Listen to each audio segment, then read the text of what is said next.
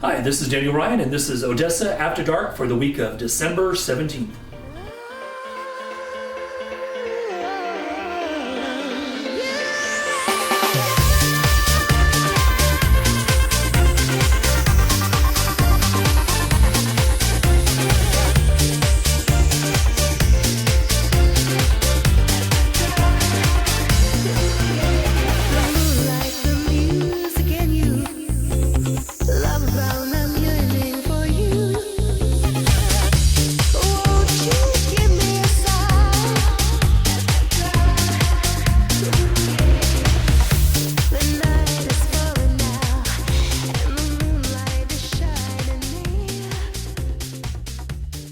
Hi, on this week of Odessa After Dark, we travel to the White Poole House to look at some antique toys, and we encourage you to go out until Saturday to see them for yourself. Call for hours. And then we'll travel to the Ector County Library, where we get a new book review from Randy Ham.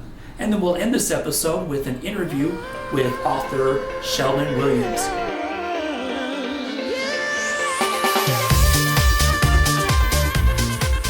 I'm Zoe Alvarado, and this is Odessa After Dark. I'm here at the White Poole House with Faye Roper, correct? Yes. And this is a great place to go if you want to get into Christmas spirit. Everything's all decorated and lots Can you of fun. please Explain some of the items that you have here on display? All right, this is a typical Victorian era tree. Back then, there were no electric lights, so we use the little clip-on candles. The fencing around the base is typical of that era. Sometime the fencing would have been cast iron, very decorative. The toys inside, for the most part, are authentic. There are a couple of reproductions, and if we can't find originals, we do go for nice reproductions. But these were the types of toys that a child in the late 1800s would have found under their tree on Christmas morning. Wow. So they used to light the candles? I'm sure they did. Isn't that a fire hazard? Yes, it would be. It's really pretty. The star at the top is made of paper, right? Yes, it is. That is something I found at Miss Casey's Christmas store several years ago. But it is a good reproduction and representative of the late 1800s era. It's really pretty. Flags and patriotic themes. And for the ornaments, it looks like they're just mostly paper. Yes. A lot of the ornaments are reproductions or photocopies of authentic postcards of the era. We're here on the second floor of the White Poole House, and there's a few toys on display. Can you please tell us about some of these toys that are set out here? Okay, we have two erector sets. Both of these date from the early 50s. This little engine. So does that mean whenever they put it all together, they would actually turn it on Yes, and work? it would actually work, and that little motor does still work. Wait. Mm-hmm. And the child-sized croquet set. And of course, the metal trains were always popular. Kind of like toy cars now, huh? Mm-hmm. Has the White Poole House been displaying the antique toys? For about the last 4 or 5 years. This is the one exhibit that we repeat every year because it has been so popular. We try to vary the items. We try to show different items each and every year. Most of the items in this case are authentic. And how much work was it to track down all these items? Because, say, like just this train here. The train is on loan from a local collector. She has been very gracious through the years to volunteer the use of her trains. And this is a very old train. The tops, there are 3. The little wooden tops and one metal do date from the late 1800s. And a friend of mine who is an antique dealer got those up on the East Coast for me. Now, are you still looking for items to be donated? We're always Good. willing to accept items if we can place them and use them. we have to have space. Now, is the Christmas, because you do displays throughout the year, Yes. Is the Christmas displays and the antique toys a popular part of the White Pool? Always been a very popular exhibit. Well, let's look at one more. Friday and Saturday is your last day to come to see the exhibit here at the White Poole House. We're open from 10 to 3.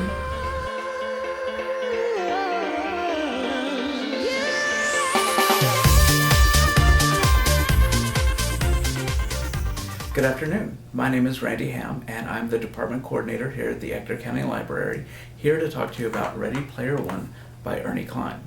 This is a really good book if you like video games, pop culture, anything about the 80s, which obviously Ernie Cline did. One of the reasons that I picked this book up was because I heard the story about how Ernie Cline used the money from the advance for this book to buy a DeLorean and remodel it to make it look like the DeLorean from Back to the Future. And I thought a guy that is going to do that is clearly going to write a book that I enjoy.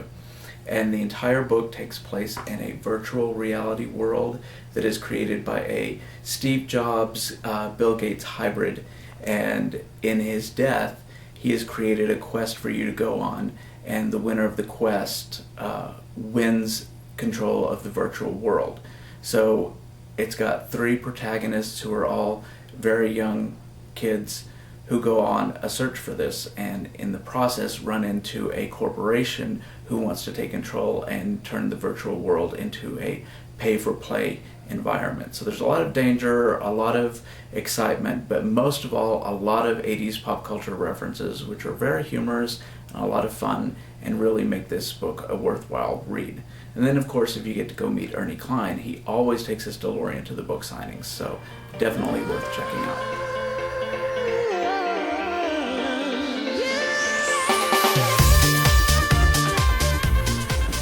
This is Zach Gerard with Odessa After Dark. We're about to interview Shelton Williams. He's the author of Washed in the Blood. Here's the book. Yeah. It was published in 2007. We're about to speak with him on Skype, and in the book he talks about the murder of Elizabeth Jean Williams, his cousin. This was in 1961, and I believe she's also known as the Ghost of OHS to some people. What happened was that she was distraught by everybody's account. She was acting strangely, and by a lot of people's accounting, she went to various people and asked those people to kill her. And they all declined. Most of them laughed at her. She had mentioned it to me as well, but she didn't seem at all serious about it.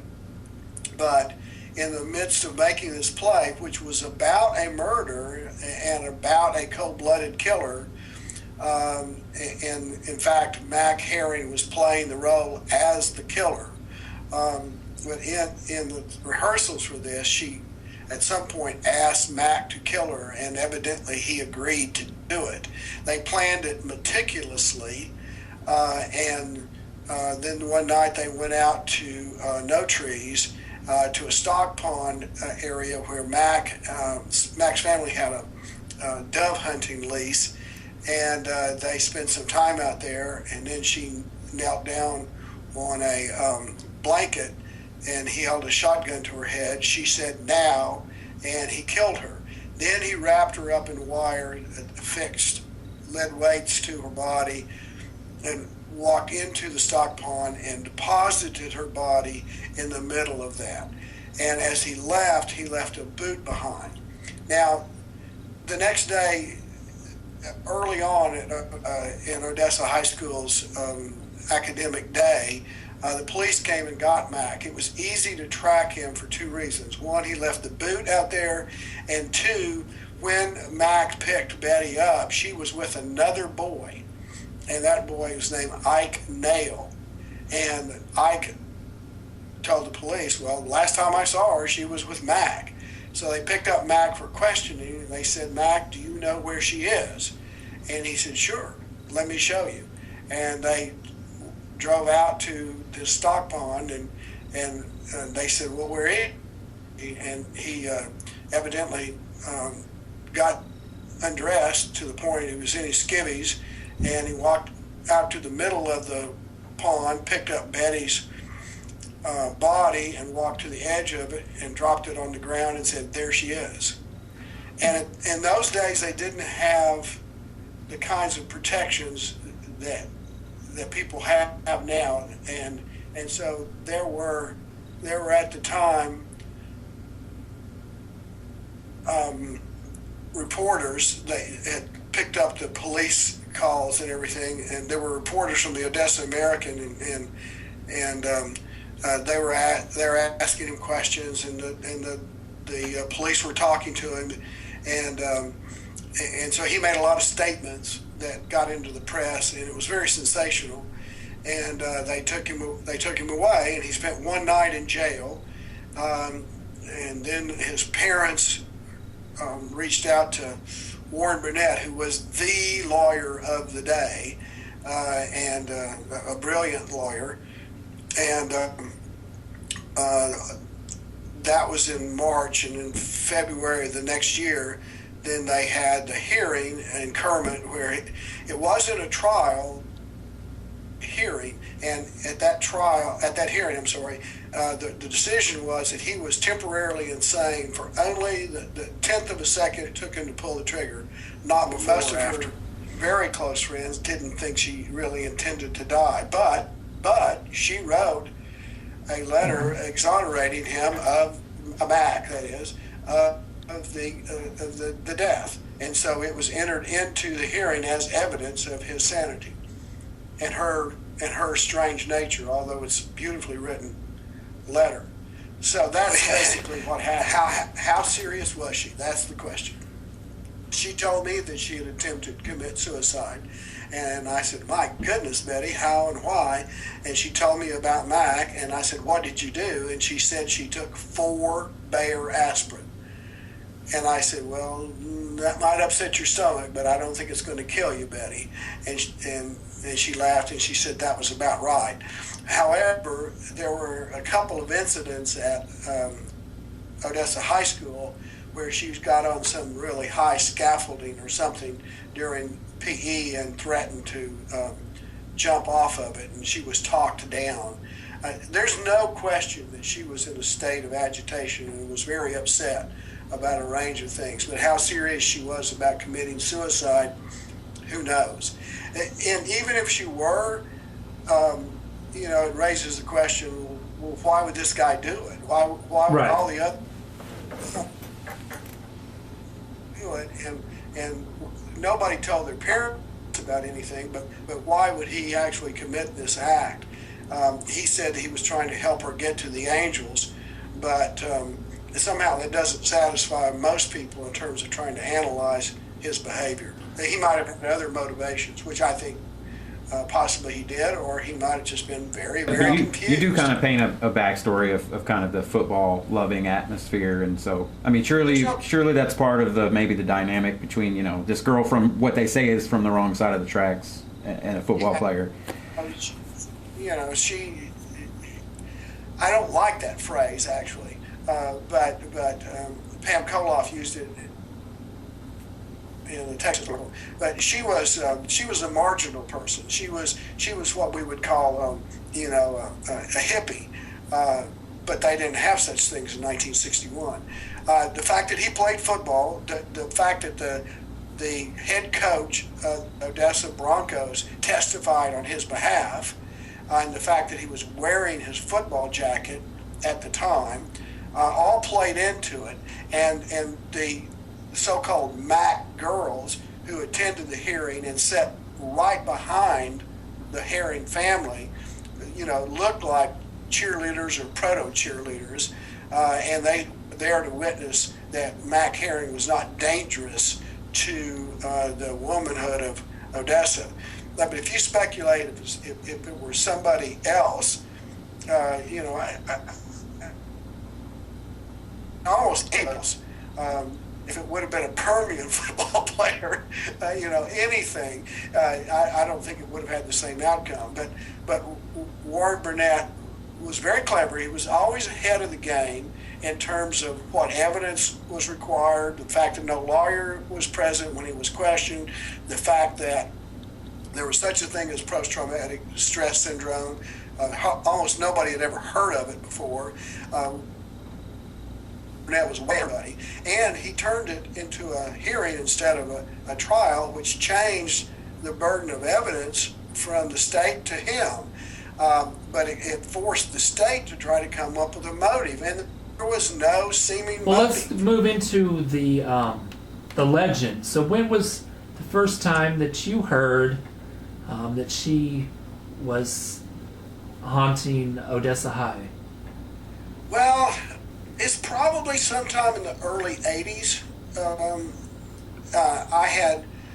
I was beginning to hear about it. I think maybe when Mark David was doing the research, we went to the reunion, which was in 1982, and no, that's the reunion, and we heard stories at that time, and but I didn't know how big a deal it was. Well, did you hear And then- stories that it was haunted, or did you hear stories that where people said Betty is haunting this? No, I heard stories that it was Betty the ghost. Okay. But nothing. It wasn't quite as big a deal. But 6 years later, I was there. I had taken over from Mark, and I was doing all the work myself. And I was going out to Odessa pretty frequently, and nobody knew it. Not anybody I went to school with or anything. But I did reach. I think I saw Nancy Shacklett, who was an old girlfriend of mine, and I said hello to her, and I ended up bringing Mark with me, and we went to her house where her daughter Shanna had gathered a bunch of her friends, and they started talking to me about Betty the Ghost, and it was a very big deal to them. And that's when I really realized how big she was. I knew she existed. Everybody knew it. They knew the story. They knew how to get her attention. They argued about whether or not she belonged to the theater or to the field house. And so they all were steeped in Betty stories.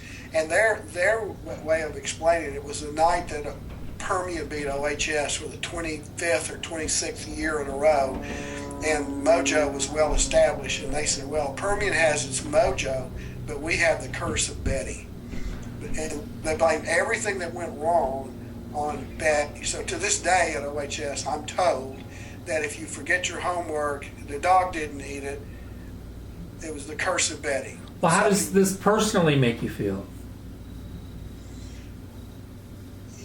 It's the strange way that made me feel was that, in fact, Betty survived. That Betty was important to these kids. She had a role. She was a cautionary tale to them.